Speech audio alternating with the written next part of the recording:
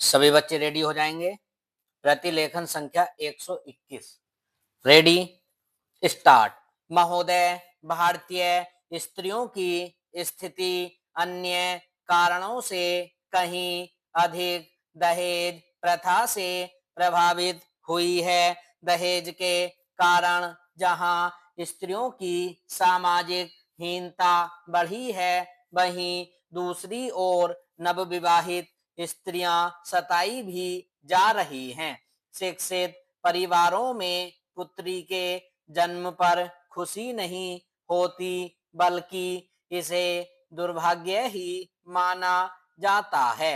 इससे स्त्रियों का सम्मान घटा है और भविष्य अंधकार में हुआ है। भारतीय मुस्लिम समुदाय में दहेज का प्रभाव तेजी से बढ़ता जा रहा है। यहाँ तक कि शिक्षित और संपन्न मुस्लिम परिवारों में भी प्रतिष्ठा के प्रतीक के रूप में दहेज का प्रचलन अपनी जड़ें जमा रहा है। इस संबंध में यह उल्लेखनीय है कि पवित्र कुरान में दहेज का कोई जिक्र नहीं मिलता है। इस्लाम के वैवाहिक नियमों के अनुसार निकाह के बाद पति द्वारा पत्नी को आर्थिक सुरक्षा के रूप में मेहर दिया जाता है।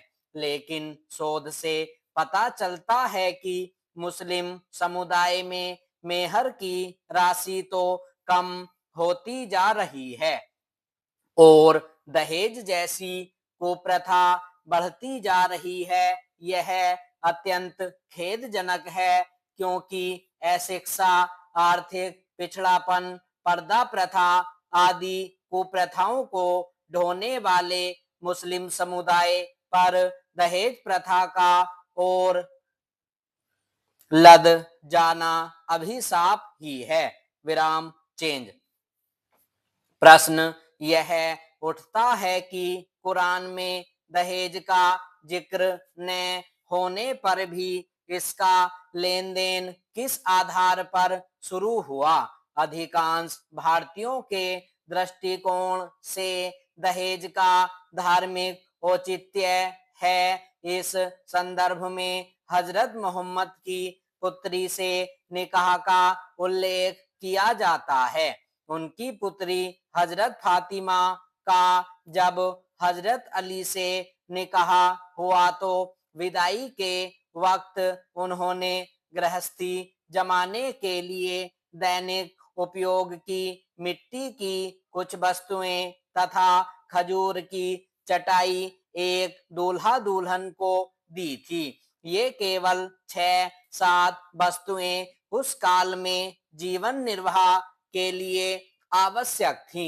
हजरत फातिमा के निकाह के समय मोहम्मद साहब द्वारा दी गई इन्हीं वस्तुओं को भारतीय मुस्लिम समुदाय दहेज कहता है और दहेज का लेन देन करना चाहता है, क्योंकि यह भी मान्यता है कि मोहम्मद साहब के कार्यों को दोहराने से व्यक्ति पुण्य का भागीदार बनता है।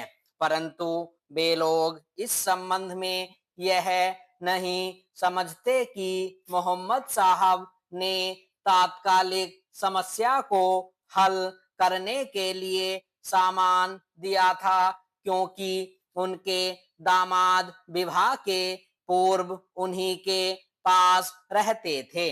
अलग घर बसाने के लिए उनके पास कुछ भी नहीं था। विराम चेंज। इसके अतिरिक्त जब मुस्लिमों ने भारत में प्रवेश किया तो उन पर यहाँ की संस्कृति का प्रभाव पड़ा। उन्होंने देखा कि यहाँ कन्या के विवाह के समय उसे काफी दहेज दिया जाता है। यहाँ की संस्कृति के कुछ अंशों को अपना लेने में उन्हें कोई हानि प्रतीत नहीं हुई। इस प्रकार मुस्लिम समुदाय में दहेज प्रथा का प्रचलन भारतीय संस्कृति के प्रभाव से यही आरंभ हुआ। मुस्लिमों ने यहाँ प्रचलित दहेज की तुलना भी हजरत मोहम्मद द्वारा अपनी पुत्री के विवाह के समय कुछ सामान देने से की और उसे न तो गलत माना और न ही इस्लाम के विरुद्ध वे भी कुछ न कुछ वस्तुएं अवश्य रूप से देने लगे। विराम स्टॉप।